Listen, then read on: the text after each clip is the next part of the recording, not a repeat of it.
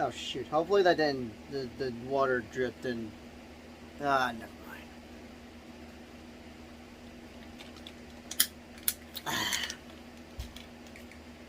I am so late on making this video. So before I talk about my thoughts on Iron Man 2, just a quick side note. Sorry that I've been AMI, which, no wait, AMI, I mean MIA? What's the thing again where it means where you kind of just been disappearing for a bit? Like, I can't remember the right word. MIA? Is that it? I don't know if that's the right one. Still, sorry for being MIA for a couple of days. I mean, I know I posted some shorts on the channel, but I will post an update video, and no, not a Metros update. That'll probably be later this year. I'm talking about a life update, because let's just say that life hurts. Life sucks, actually. So just be on the lookout for when I post that video update about what's been going on in my life, in my personal life, which I hopefully don't go full detail on, because I don't like people knowing my business. Same goes for other peeps out there, whether they do YouTube or not. I just do YouTube for fun. I don't know if I plan on being a full-time YouTuber. That was probably the original plan a while ago, which was a couple years ago, actually. Actually, 5 years ago, now that I think about it. Because technically, I kind of quitted YouTube 5 years ago, which... that I'm going to have to do a separate video about. But with that being said, hello everyone, we're back to another movie review. I should have already done this, like, a while ago, as I had watched Iron Man 2 and 3, as I did do a poll that I would review the Iron Man movies in May. And I did review the first Iron Man on the day that it was released in theaters 15 years ago. I've been a little late on doing reviews for Iron Man 2 and 3. Obviously, I couldn't review Iron Man 2 the next day because I did the Guardians of the Galaxy IMAX Marathon movie vlog. Then, I don't know what the heck happened around the weekend, where I tried to do it on May 7th, and I guess I just kind of forgot. And I would have reviewed the movies on the days they were released, but most of you guys had voted just to review them in order, so it's much more easier. So, yeah, since I couldn't review Iron Man 2 on the 3rd of May, and then 3 on the 7th of May, I'm now trying to review them around, like, the last days of May. I'm going to be reviewing 2 today, and then hopefully 3 tomorrow, because I would like to at least make these videos around the month of May. Sure, I could do it around June if I don't get the chance, but let's just say I just like to get stuff done. That's no excuse, but let's just cut the chit-chat and talk about my thoughts with Iron Man 2. A movie that I had watched a couple of days ago. As I've watched, like, how many movies have I watched this month? Because I know, besides the new movies that came out this month, which would be Guardians 3, Little Mermaid, and Fast X, I watched, like, a ton of movies this month, which will be Fast and Furious and Mission Impossible films recently. I've actually just watched all 5 of them for the first time, and yes, I've got movie reactions of them. Expect them to hopefully be out before I go see Mission Impossible 7.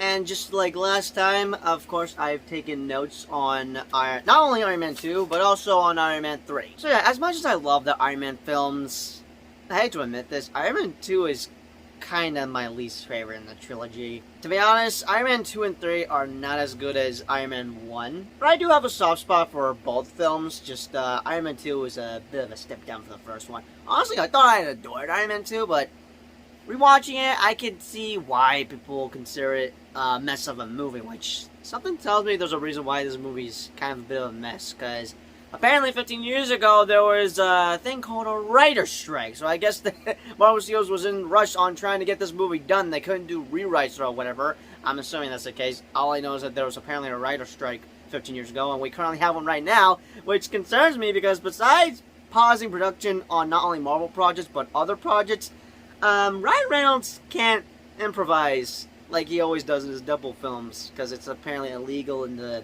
contract thing of the writer's strike, whatever. But if you can't improvise as Deadpool, Deadpool 3 is in deep shizzles. Which, if I'm being honest, as much as I don't want this to happen, well, just delay Deadpool 3 until the writer's strike is over. I want to have this movie be super good. If Ryan can't improvise, then yeah, at this point the movie's now gonna stink. Cross fingers that they could pull it off, but honestly, I think they should just delay the movie until the writer's strike is over. Which, by the way, can this whole writer's strike end? Because it's starting to bug the hell out of me. Okay, got off topic there, but let's start off with the positives for this movie. So, obviously, RDJ is, of course, fantastic as Tony Stark, and Rhodes, besides him getting recast in this movie, finally becomes the War Machine in this film. And the best parts of this movie would have to be that opening sequence between Whiplash and that whole car sequence that took place on the racetrack. Which, by the way, that suit that Tony puts on, which I guess would be the Mark V, honestly has to be one of my favorite suits in the entire, like, I know I have some favorites and least favorites, but, like, that Mark V suit is just,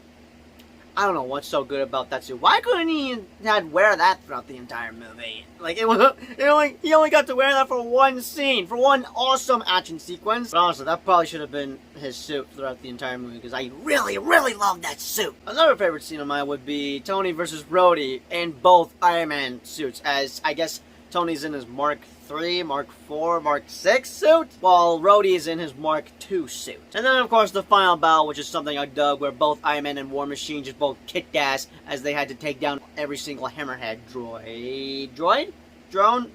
I don't know which one. I was about to mess that up with my pronunciation, but still, yeah, basically three favorite scenes would be the opening scene with Whiplash, then the racetrack sequence, and then Tony versus Rhodey around Tony's birthday party, and then the final battle, of course. I really dug the final battle. But now knowing that Rhodey is going to get his own project, which was originally supposed to be a Disney Plus show, but is now turning into a movie, really excites me, because War Machine deserves his own freaking solo movie. And we can all assume that it's most likely going to be in Phase 6, but when will it be coming out?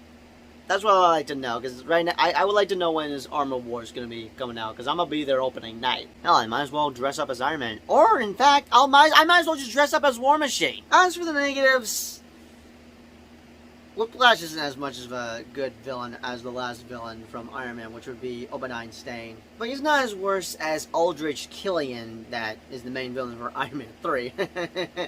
We'll talk about him in my review for Iron Man 3. I would say that Whiplash was probably underutilized, but for Justin Hammer, I'm sorry, as much as I, wait, what's his name again? As much as I like the actor, I'm sorry, I just hated Justin Hammer's guts in this movie. Like, my god, did he seriously irritate the hell out of me from start to finish. I want to make Iron Man look like an antique. I want to go to that Stark Expo, I want to take a dump in Tony's front yard. You know what I'm talking about?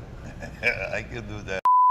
But even though he kind of was annoying throughout the entire movie, I do kind of hope we see him again later in the MCU, which, hell, he may possibly be the main villain for our Armor Wars for all I know. Then again, I highly doubt we'll probably see him again. The only last appearance we saw him in was in that one-shot take of All Hail the King. I give this a 7 out of 10, but since we got the introduction of Scarlett Johansson's Black Widow in the MCU,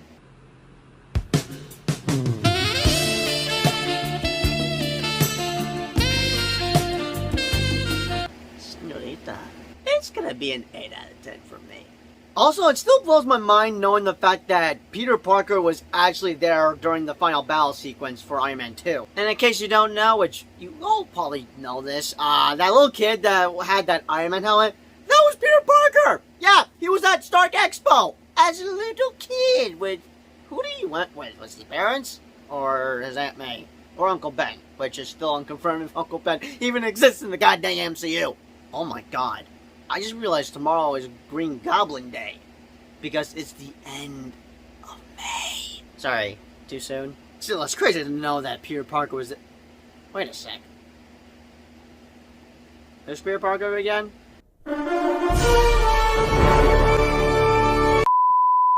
With that being said, that's just basically my quick thoughts on Iron Man 2 that came out pretty much 13 years ago, as it's now already been May 7th. As for Iron Man 3, no, yeah, that's officially 10 years old, as it came out May 3rd, and of course I went to go see 3 Guardians films in IMAX, an experience I'm never gonna forget. But yeah, I guess I'll see you all for my Iron Man 3 review tomorrow, that is if I don't forget. But as always, I'll see you all in the next one.